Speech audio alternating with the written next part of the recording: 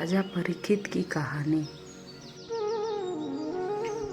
परीक्षित के जन्म की कथा महाभारत के युद्ध के समय की है। जब द्रौपदी को इस बात की जानकारी मिली कि अश्वत्थामा ने उसके 5 बेटों की हत्या कर दी है, तो उसने अनशन करने की ठान ली। द्रौपदी ने प्रण लिया कि वो अपना अनशन तभी तोड़ेगी जब तक कि अश्वत्थामा के सिर पर लगी मणि उसे नहीं मिल जाती। जब अर्जुन को इसकी जानकारी मिली तो वो अश्वत्थामा से युद्ध करने निकल गए। दोनों के बीच भयंकर युद्ध शुरू हो गया। अर्जुन को मौत के घाट उतारने के लिए अश्वत्थामा ने अपना ब्रह्मास्त्र निकाला। ये देख अर्जुन ने भी अपना बचाव करने के लिए ब्रह्मास्त्र का प्रयोग किया।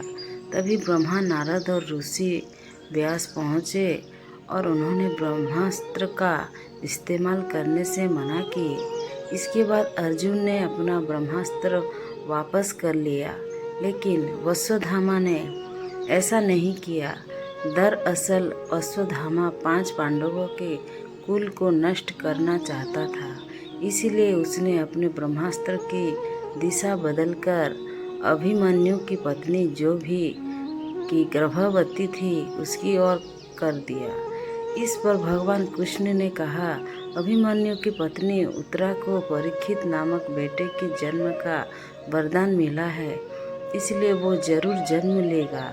अगर वो मरा हुआ भी पैदा हुआ तो मैं खुद उसे जीवन दान दूंगा और वो बड़ा होकर एक महान सम्राट बनेगा, जबकि तुम 3000 वर्ष तक इस पाप को धोते रहोगे।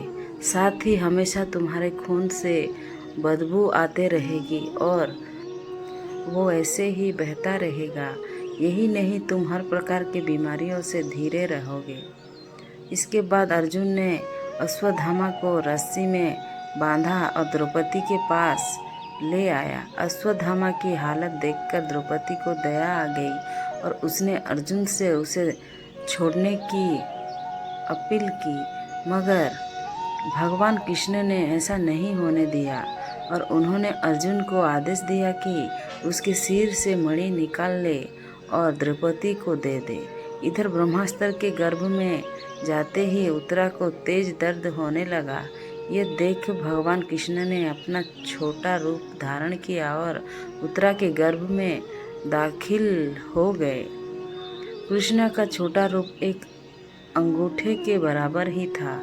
वो शंख, चक्र, गदा और पंज सब कुछ धारण किए हुए थे। उत्तरा के गर्भ में अश्वत्थामा द्वारा छोड़े गए ब्रह्मास्त्र की आग को शांत कर रहे थे। वही गर्भ में पल रहा बालक उन्हें देखकर हैरान था कि मेरी माँ के गर्भ में ये कौन घुस गया है।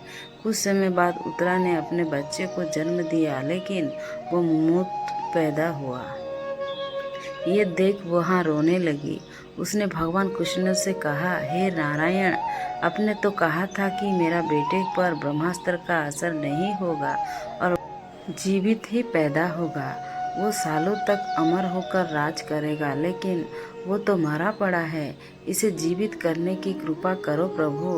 उत्तरा की बात सुनकर भगवान कृष्ण तुरंत प्रसूति गृह में प्रवेश किए और कहा, हे पुत्री, तुम दुखी ना हो, तुम्हारा बेटा जरूर जीवित होगा। मैंने खुद इसके जीवन की रक्षा की है। इसके बाद कृष्ण भगवान ने मृत बालक पर अमृतमयी नजरें डाली और कहा, अगर मैंने जीवन में कभी झूठ का साथ नहीं दिया है और हमेशा ब्रह्मचर्य के नियमों का पालन किया है, कभी किसी लड़ाई में अपनी पीठ नहीं दिखाई है, ना ही कभी अधर्म का साथ दिया है, को अभी इसी समय अभिमन्यु का ये पुत्र जो मरा पड़ा है वो जीवित हो जाए। इतना कहने के बाद कृष्ण ने जब उस मृत्यु बालक पर अपना हाथ डाला तो वो जीवित हो गया और रोने लगा। इसके बाद भगवान कृष्ण ने ब्रह्मास्त्र को वापस ब्रह्मालोक भेज दिए। ये चमत्कार देख सभी स्त्रियां आश्चर्यचकित हो गए।